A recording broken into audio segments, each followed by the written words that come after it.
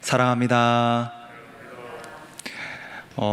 맛있게 먹으면 0칼로리라는 말을 들어보셨죠? 맛있게 먹으면 0칼로리다. 진짜 그럴까요? 맛있게 먹으면 0칼로리입니까? 맛있게 먹으면 행복하게 살이 찔 겁니다. 맛있게 먹으면 행복하게 이제 점점 살이 붙겠죠. 정말 특별한 사람들 몇몇을 제외하고는, 먹어도 나는 살이 안 찐다라는 그런 사람들을 제외하고는 맛있게 먹으면 맛있게 살이 찔 거예요. 맛있게 먹으면 0칼로리다라는 말을 왜 하게 됐을까요? 먹는 즐거움은 포기할 수 없는데, 나는 먹고 싶은데 살이 찌는 거는 싫으니까 어떻게든 이제 소위 말해서 정신승리라고 하는데, 어떻게든 먹는 거는 포기할 수 없어서 먹고자 맛있게 먹으면 0칼로리다라는 말을 하게 되지 않았을까라고 생각을 합니다. 소위 말하면 그냥 눈 가리고 아웅하는 거죠. 제가 이제 이 문장을 생각을 하면서 이렇게 한번 생각을 해봤습니다. 우리가 믿음으로 산다고 하는데, 믿음으로 산다고 하지만 혹시 우리도 눈 가리고 아웅하고 있지는 않을까? 눈 가리고 아웅하면서 맛있게 먹으면 0칼로리라고 우리도 혹시 그러고 있지는 않을까라는 생각을 해봤습니다. 신앙은 여러 가지로 말할 수 있지만 소속을 분명하게 하는 것입니다. 나의 소속을 분명하게 하는 것. 단지 내가 할 수 있는 몇 가지의 종교적 행위들, 종교적 열심들, 종교적 모습들을 하면서, 그런 것들만을 하면서 내가 신앙인으로서 할 도리를 다 했다고, 내가 할 일은 다 했다고 여긴다면, 그것이 신앙이라고 여기고 내가 그만큼 했으니까 하나님이 나에게 복을 주셔야 된다고 여긴다면, 그것이야말로 이것저것 다 먹으면서 맛있게 먹으면 0칼로리라고 합리화하고 눈 가리고 아웅하고 있는 것 아닐까요? 여러분, 우리의 소속은 어디입니까? 우리의 신분은 무엇입니까? 바울은 빌립보 교회를 향해서 이렇게 권면을 하고 있어요. 오늘 본문의 시작이죠. 너희는 함께 나를 본받으라. 너희는 함께 나를 본받으라. 언뜻 보면 굉장히 교만한 말인 것 같습니다. 어떻게 감히 예수님도 아니고 예수님을 본받으라고 말하지도 않고 어떻게 나를 본받으라는 말을 할 수가 있지? 야, 바울 하니까 많이 교만해졌나? 라고 생각을 할 수도 있을 것 같은, 나를 본받으라 라고 말을 하고 있어요. 그런데 바울이 나를 본받으라고 하는 그 본받으라는 삶의 내용, 그 삶의 모습이 무엇입니까? 살든지 죽든지 그리스도가 존귀하게 되기를 소망하고 그리스도가 존귀하게 되기만을 바라는 삶입니다. 세상에서 자랑할 만한 것을 배설물처럼 여기는 삶입니다. 세상의 고난을 받는다 할지라도, 세상에서 고통을 받고 고난을 받고 세상의 미움을 받는다 할지라도 나의 목표, 나의 목적, 푯대를 바꾸지 않고 하늘에 놓여져 있는 그 푯대를 바라보며 달려가는 삶입니다. 두 마리 토끼를 다 잡고자 하는 사람들, 세상의 것도 잡고 하나님의 것도 잡고자 하는 사람들에게는 그리 매력적인 이야기가 아니죠. 그리 매력적인 이야기가 아닙니다. 세상을 잡는다는 것이 무엇일까요? 세상을 잡는다는 것. 내가 믿음이 있어요. 신앙이 있습니다. 그런데 세상을 잡고자 한다는 것은 무엇일까? 세상을 잡는다는 것은 나에게 남겨지는, 나에게 주어지는 나의 영광이 있어야 한다는 것이에요. 나에게 주어지는, 나에게 남는 나의 영광. 그것이 나의 물질이 될 수도 있고요, 나의 명예가 될 수도 있고, 권력이 될 수도 있고, 아니면 나의 성공이 될 수도 있겠죠. 세상은요, 끊임없이 나라는 한 사람에게 집중하게 만듭니다. 나라는 한 사람에게 집중하게 만들어서, 그래서 나의 영광이 없는 삶, 나의 영광이 남지 않는 삶은 무가치하고 무의미한 것이라고. 하나님을 이야기하지만, 하나님을 말하지만 그래도 조금은 너의 영광이 남아야 되지 않겠어? 그래, 너의 믿음, 너의 신앙 다 알겠어. 그런데 그래도 너의 영광이 조금은 남아야 되지 않겠어? 라고 말하는 것이 세상이죠. 여러분, 바울은 자신이 그러한 삶을 살아왔다고 말합니다.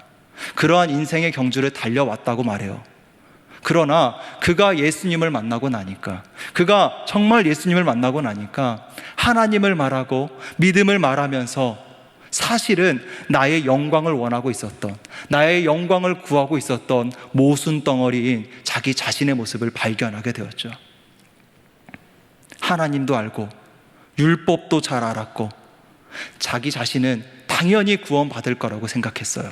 나는 당연히 구원받고 나는 당연히 천국에 있을 거야 라고 생각을 했지만, 그가 예수님을 만나고 깨달은 것은 히브리인 중에 히브리인이고 율법을 잘 아는 바리새인이었지만 나는 육체를 신뢰하는 사람이었습니다. 하나님을 신뢰하는 사람이 아니라 나는 육체를 신뢰하는 사람이었습니다. 이것이 예수님을 만난 바울의 고백이었습니다. 그가 예수님을 만나고 그의 소속이 바뀌었을 때 그의 삶의 목표와 소망과 가치, 이 모든 것들은 바뀌게 되었어요. 그러면서 이제 그가 고백하는 것이 무엇입니까? 빌립보서 3장 13절과 14절 말씀에 보면 바울이 이렇게 고백합니다. 형제들아, 나는 아직 내가 잡은 줄로 여기지 아니하고 오직 한 일, 즉 뒤에 있는 것은 잊어버리고 앞에 있는 것을 잡으려고 표대를 향하여 그리스도 예수 안에서 하나님이 위에서 부르신 부름의 상을 위하여 달려가노라. 아멘. 내가 이전에는 육체를 신뢰하며 땅의 것을 구하며 하나님을 이야기하면서도 땅의 것을 구하며 나의 영광을 위하여 살았지만, 내가 깨닫지도 못했을 때 나는 그렇게 살아왔지만 이제 내가 달려가는 방향은 바뀌었습니다. 나의 목적지는 바뀌었습니다. 하늘에 세워진 표대, 하늘에서 부르신 그 부름의 상을 향하여 나는 달려갑니다. 이것이 바울의 고백이 되었어요. 그러나 여전히 육체를 신뢰하며 사는 자들이 있다라고 하죠. 여전히 육체를 신뢰하며 사는 자들, 그러한 자들을 바울은 오늘 본문에서 그리스도의 십자가의 원수로 사는 자들이라고 표현합니다. 그리스도의 십자가의 원수로 사는 사람들. 바울이 그들에 대해서 이렇게 말하죠. 오늘 본문의 19절 말씀인데요. 그들의 마침은 멸망이요 그들의 신은 배요, 하나님이 아니라 배요, 자신들의 영광이요 그 영광은 그들의 부끄러움에 있고 땅의 일을 생각하는 자라. 이들은 육체를 신뢰하며 그리스도의 십자가의 원수로 사는 자들, 이들은 나의 영광을 구하는 삶을 하나님으로 포장하는 자들입니다. 종교적 열심을 가지고 나의 영광을 삼으며 내가 이렇게 할 수 있다고, 내가 이렇게까지 했다고, 내가 이 정도까지 살아가는 사람이라고 자랑으로 삼는 사람들입니다. 여전히 땅에 매여서 살아가는 사람들, 표대가 하늘이 아닌 땅에 꽂혀져 있는 사람들이죠. 바울은 눈물을 흘리면서 호소를 해요. 여러 번 말했고 또다시 눈물을 흘리며 호소합니다.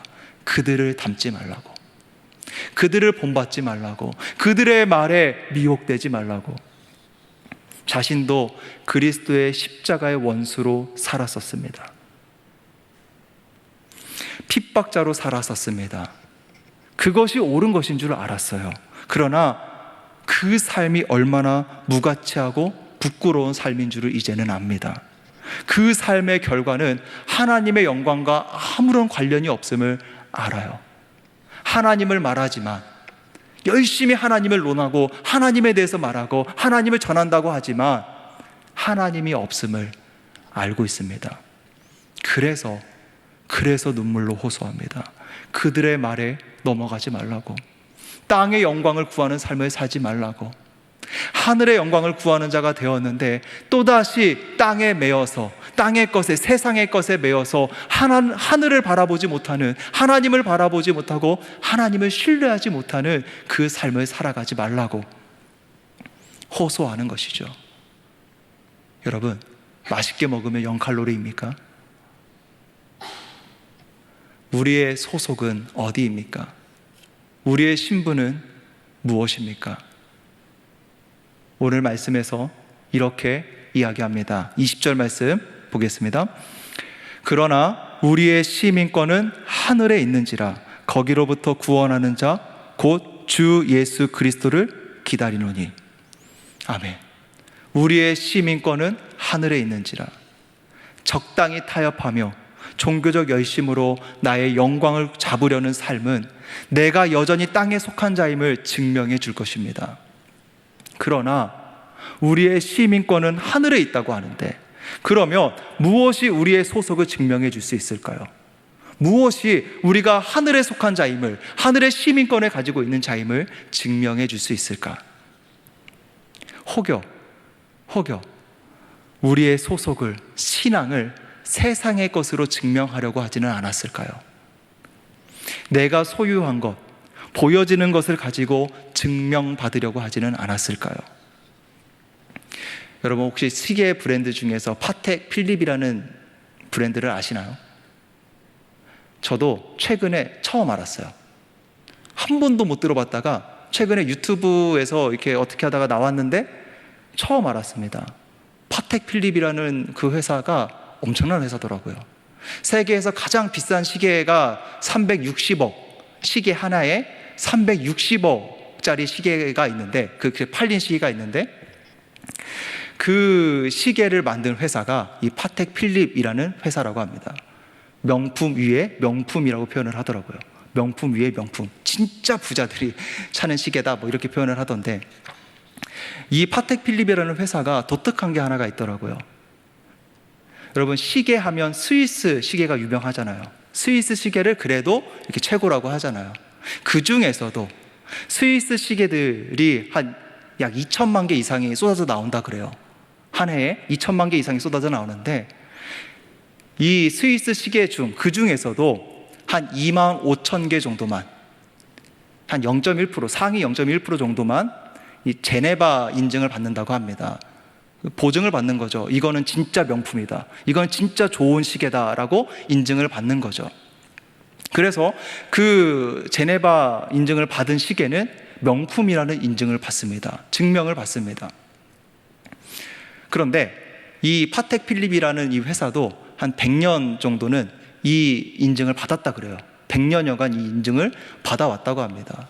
그러다가 2009년도부터 이 인증을 안 받기 시작했대요. 거부했대요. 왜냐?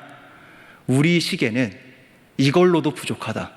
우리 시계의 가치는 이걸로도 부족하다라는 거예요. 우리는 그걸로 증명받기를 거절하겠다, 거부하겠다라는 것입니다. 그래서 자체적으로 자신들의 시계를 증명하는 로고를 또 따로 만들었다고 합니다. 인증 제도를 따로 만들었다 그래요. 제가 이 파텍 필립 이 회사의 이 이야기를 보면서 그런 생각을 했습니다. 우리는 정말 영광스러운 하늘의 시민권을 가지고 있다고 이야기하는데, 내가 하나님의 자녀가 되었고 그 영광스러운 신분을 소유하였고 내가 하나님의 자녀로 이 땅 가운데 살아갈 수 있다고 하는데, 그렇게 고백하는데, 정작 내가 증명받고자 하는 곳은 세상이지 않을까? 정작 내가 증명받고자 하는 것은 세상의 것으로 나를 증명받고자 하고 있지는 않을까? 우리는 말합니다. 우리의 시민권은 하늘에 있는지라. 많이들 알고 계실 거예요. 많이들 들어보셨을 겁니다. 그러면 하늘에 있는데, 우리의 시민권이 하늘에 있는데, 여러분은 누구에게, 무엇으로 증명받고자 하십니까?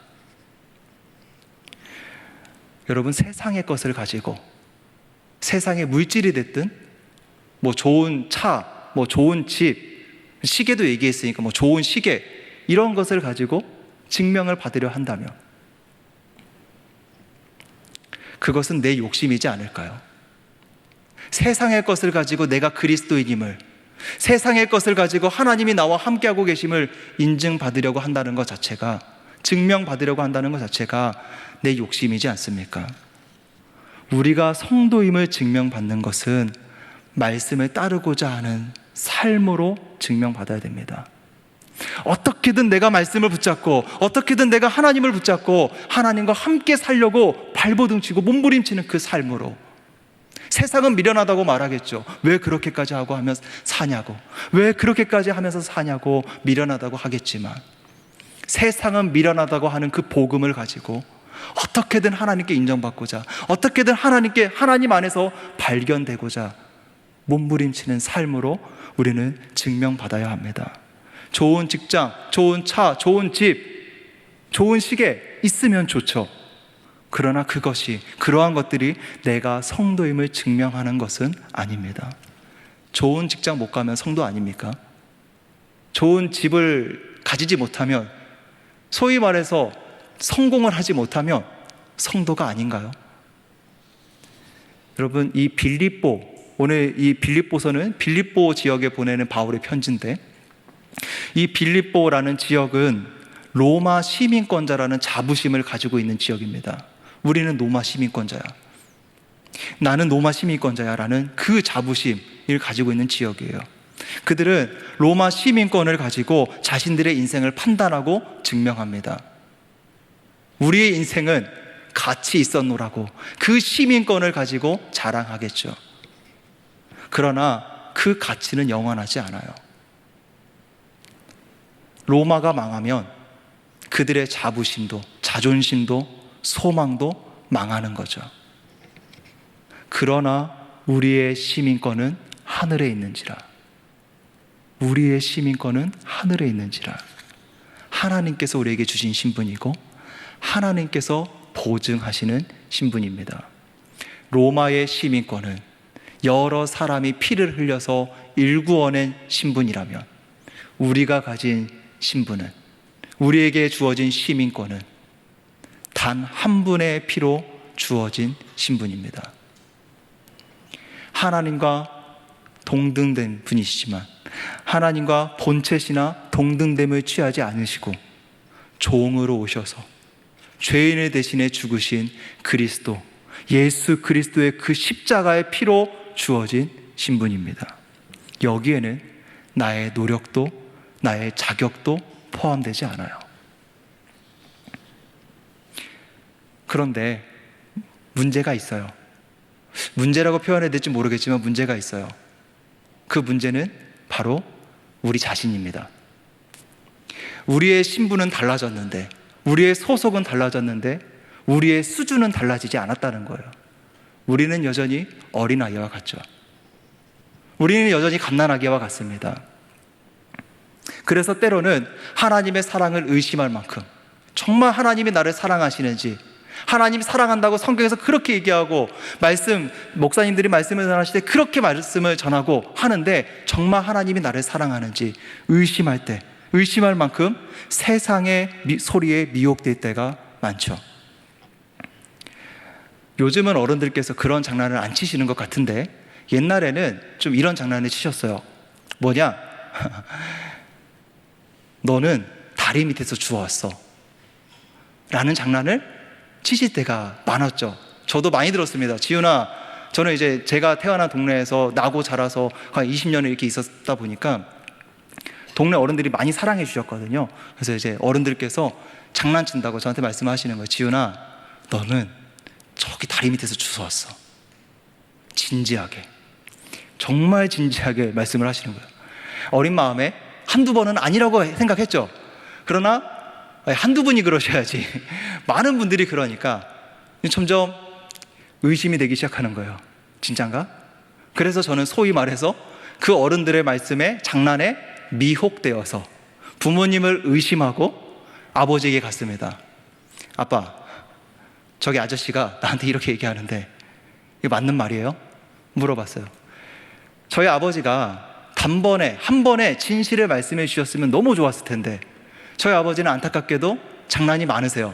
장난을 너무 좋아하세요. 그래서 저에게 또다시 진지한 표정으로 어떻게 알았어? 진짜야, 너 저기 다리 밑에서 주워왔어 라고 하시는 거예요. 그래서 제가 대성통곡을 하면서 내 엄마 찾아가겠다고, 우리 엄마 찾아가겠다고 진짜 집을 나섰던 그런 기억이 있습니다. 여러분, 근데 제가 이제 우스갯소리로 이렇게 말씀을 드렸지만 우리가 하나님의 사랑을 이렇게 의심하고 있지는 않을까요? 세상의 소리에 미혹돼서 이게 있어야 하나님 자녀야, 이렇게 되어야 성공한 거고 하나님이 함께 하시는 거야 라는 그러한 잘못된 이야기들, 또 세상의 소리들, 그러한 세상의 말들에 미혹되어서 하나님은 우리에게 한없는 사랑을 베풀고 계시지만 어린아이와 같이 의심하고 있고 하나님의 사랑을 믿지 못하고 있고 내 눈에 보이는 대로 하나님을 의심하고 있지는 않을까요? 또한 여전히 우리는 어린아이와 같기에 나 자신에 대해서도 의심하게 됩니다. 내가 지금 진짜 잘하고 있는 것일까? 내 신앙, 내 삶 지금 잘 살고 있는 것일까? 내 길은 제대로 가고 있는 것일까? 내가 지금 이 길을 가는 것이 맞는 것일까? 의심하게 됩니다. 사랑하는 여러분, 출발점을 잊으면 길을 잃고 방황하게 됩니다. 우리의 시민권은 하늘에 있는지라. 신앙의 여정이 시작되었지만 우리는 여전히 때로는 낙심하고 좌절할 수도 있을 겁니다. 죄의 유혹에 넘어질 때도 있을 겁니다. 내가 이렇게 살아서 내가 진짜 하나님의 자녀라고 말할 수 있을까? 나 스스로에게 실망하고 낙담할 때도 있을 겁니다. 고작 나는 이 정도밖에 안 된다고 생각할 때도 있을 거예요. 그때에 우리가 기억할 것은 출발점과 도착점입니다. 도착점. 우리는 이전에도 부족했고 지금도 부족할 수 있어요. 그러나 우리는 하나님께서 시작하게 하신 길 위에 있습니다. 하나님께서 보호하시고 인도하시며 가르치시는 그 길을 걷게 되었습니다. 그 길을 하나님이 함께하고 계심을 믿으시기 바랍니다. 나는 흔들릴지라도, 나는 때로는 주저앉을지라도 하나님은 여전히 나와 함께하고 계신다라는 것, 이것이 신앙이죠. 제가 좋아하는 한 목사님께서 신앙에 대해서 이렇게 말씀을 하시더라고요. 신앙은 내가 다 할 수 있어서, 내가 다 할 수 있는 것을 가지고 평가를 받는 것이 아니다. 신앙은 내가 할 수 없음을 느끼고 겪는 사람에게 생겨나는 것이다. 우리는 이 믿음과 신앙을 가지고 기다리는 사람들이에요. 오늘 본문의 20절 말씀 다시 한번 볼까요? 그러나 우리의 시민권은 하늘에 있는지라. 거기로부터 구원하는 자 곧 주 예수 그리스도를 기다리노니. 우리는 기다리는 자들이에요. 우리의 시민권은 하늘에 있고요, 우리는 기다리는 자들이에요. 그러나 그 과정 속에서 우리는 흔들릴 수도 있고요, 주저앉을 때도 있고요, 나 스스로에게 실망할 때도 있을 거예요. 그러나 그 기다림 속에서 우리가 할 것은, 내가 할 수 없음을 깨달았다면 그것을 할 수 있는 분을 온전히 붙잡는 것입니다. 세상의 것으로 증명받으려 하지 않고 하나님을 온전히 붙잡는 신앙으로 성도임을 증명하는 우리가 되길 원합니다. 그 신앙을 가지고 살아갈 때에 하나님께서 우리에게 주실 영광이 무엇입니까? 그것이 이제 21절 말씀인데, 우리 21절 말씀을 함께 읽어보겠습니다. 시작. 그는 만물을 자기에게 복종하게 하실 수 있는 자의 역사로 우리의 낮은 몸을 자기 영광의 몸의 형체와 같이 변하게 하시리라. 아멘. 만물을 복종하게 하실 수 있는 창조주요 전능자께서 다시 오실 때에 우리의 낮은 몸, 흔들리고 주저앉고 낙담하고 실망하는 우리의 낮은 몸, 그 낮은 몸을 자기 영광의 몸의 형체와 같이 변하게 하시리라. 그분의 영광을 덧입히시고, 나는 아무런 자격과 조건도 되지 않지만 그분의 영광을 덧입히시는 것, 그것이 우리의 신앙이고 우리의 소망인 줄 믿습니다. 여러분, 우리는 기다리는 자이면서 달려가는 자들입니다. 바울은 한 일, 즉 뒤에 있는 것은 잊어버리고 앞에 있는 것, 표대를 향하여 달려간다고 고백합니다. 베드로는 베드로 후서에서 하나님의 날, 하나님의 때를 전하면서 이렇게 권면을 하고 있어요. 베드로서 3장 12절부터 14절까지 말씀인데요, 하나님의 날이 임하기를 바라보고 간절히 사모하라. 그날에 하늘이 불에 타서 풀어지고 물질이 뜨거운 불에 녹아지려니와 우리는 그의 약속대로 의가 있는 곳인 새 하늘과 새 땅을 바라보도다. 그러므로 사랑하는 자들아, 너희가 이것을 바라보나니 주 앞에서 점도 없고 흠도 없이 평강 가운데서 나타나기를 힘쓰라. 아멘. 주 앞에서 점도 없고 흠도 없이 평강 가운데서 나타나기를 힘쓰라. 우리의 삶이 되어야 할 줄 믿습니다. 말씀을 맺겠습니다. 사랑하는 성도 여러분, 우리의 시민권은 하늘에 있습니다. 그것이 우리의 신분이며 우리의 소망이고 우리가 지금을 살아갈 수 있는 힘인 줄 믿습니다.